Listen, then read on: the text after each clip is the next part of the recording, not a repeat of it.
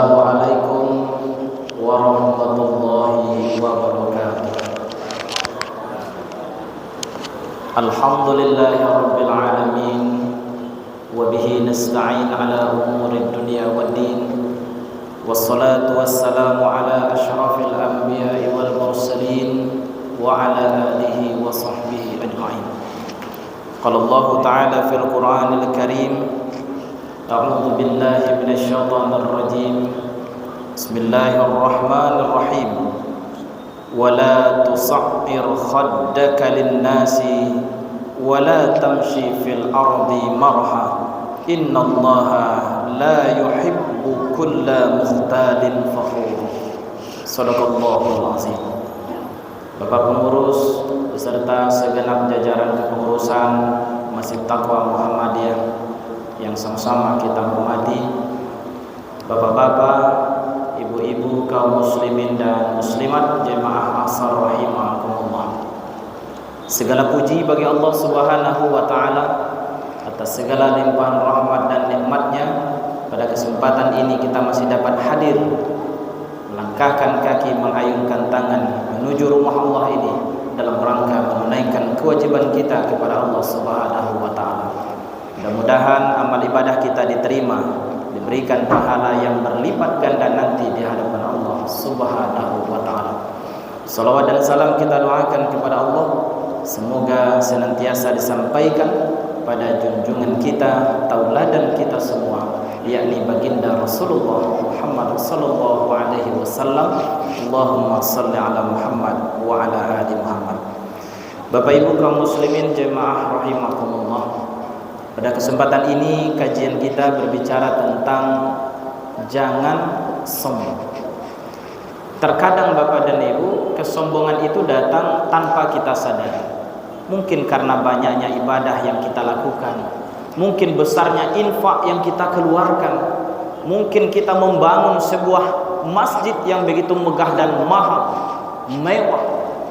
Tapi Bapak dan Ibu rahimakumullah, Allah Subhanahu wa taala telah mengusir dan mengutuk iblis beserta keturunannya karena kesombongan yang ada di hatinya. Maka kemudian sebagaimana ayat yang kita baca tadi, Allah Subhanahu wa taala mengatakan dalam Al-Qur'an surat Luqman ayat yang ke-18, dan janganlah kamu memalingkan wajahmu dari manusia karena sombong, dan janganlah berjalan di muka bumi ini, kata Allah, dengan angkuh. Sungguh Allah tidak menyukai orang-orang yang sombong dan membanggakan diri. Bapak Ibu kaum muslimin jemaah rahimakumullah, sifat sombong tentu satu sifat yang mesti kita jauhi, yang mana kesombongan pada akhirnya akan membawa pelakunya kepada kehancuran. Orang yang sombong lambat laun dia akan dihancurkan oleh Allah Subhanahu wa taala. Bagaimana kemudian Fir'aun yang dia mengaku sebagai Tuhan, karena keangkuhan dan kesombongannya membanggakan jabatannya di hadapan umat pada saat itu, maka kemudian Allah hancurkan Fir'aun. Bagaimana kemudian Qarun yang diberikan harta berlimpah ruah, maka kemudian ketika dia tidak lagi beriman kepada Allah, kemudian di hatinya ada kesombongan, kemudian Allah hancurkan dan Allah tenggelamkan seluruh harta kekayaannya.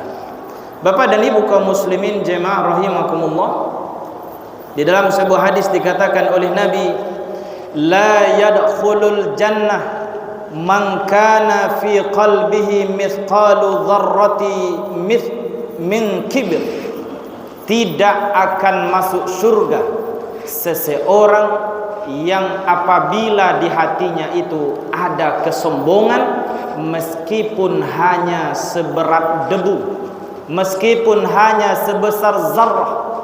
Bapak dan Ibu kaum muslimin, bila kita ingin masuk surga, maka ini salah satu hal yang mesti kita jauhi. Jangan karena harta. Berapalah banyaknya harta, paling lama sampai kita meninggal, kita punya toko, kita punya ruko, kita punya aset, kita punya kekayaan yang banyak. Jangan sampai Bapak dan Ibu itu kemudian membuat kita menjadi sombong.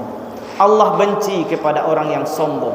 Allah marah kepada orang yang sombong. Allah akan jauhkan dirinya daripada orang yang sombong. Dan tentu manusia pun, kalau kita punya teman suka menyombongkan dirinya, hartanya, kekayaannya, pangkat jabatannya, ilmu pengetahuannya, pastilah Bapak dan Ibu, manusia tidak akan pernah mau untuk berteman dengannya, tidak akan mau dekat dengan orang yang di hatinya ada kesombongan. Karena itu Bapak dan Ibu kaum muslimin jemaah rahimakumullah, perlu kita tumbuhkan sikap tawadhu, perlu kita tumbuhkan sikap bahwa kita punya kekurangan. Jangan sekali-kali kita merasa punya kelebihan dibandingkan orang lain. Bila mana kelebihan itu didatangkan oleh Allah, maka bukan sesungguhnya karena kita, bukan karena milik kita, tapi semuanya datang dari Allah. Inna lillah, segala sesuatu datang dari Allah. Jadi Bapak dan Ibu kaum muslimin rahimakumullah, untuk melawan sikap sombong ini, maka perlu kita tumbuhkan di dalam hati kita sikap rendah hati. Jangan kita kemudian memperturutkan hawa nafsu kita, memperturutkan ego kita masing-masing, karena kita merasa lebih baik dibandingkan dengan orang lain. Bapak dan Ibu kaum muslimin dan muslimat jemaah rahimakumullah, karena itu Allah sekali lagi melarang kepada manusia, jangan engkau palingkan wajahmu dari manusia karena sombong. Mungkin kita merasa tidak selevel dengan dia, mungkin kita merasa orang ini di bawah status sosial kita ataupun yang lain. Jangan sekali-kali, kata Allah, wala tusa'ir khaddaka linnas, jangan memalingkan wajahmu dari manusia disebabkan karena sombong. Kemudian Allah juga mengatakan dalam ayat ini, wala tamshi fil ardi marha, jangan berjalan di muka bumi dengan keangkuhan, karena pada akhirnya Allah akan murka dan Allah akan marah kepada orang yang sombong, orang yang suka membanggakan diri, orang yang angkuh di tengah kehidupannya di dunia ini.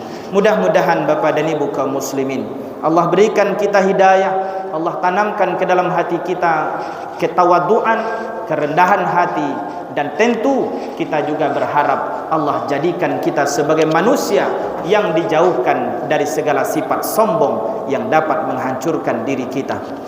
Demikian Bapak dan Ibu yang dapat kita sampaikan. Terima kasih atas segala perhatian dan mohon maaf atas segala kekurangan. Billahi taufik wal hidayah. Assalamualaikum warahmatullahi wabarakatuh.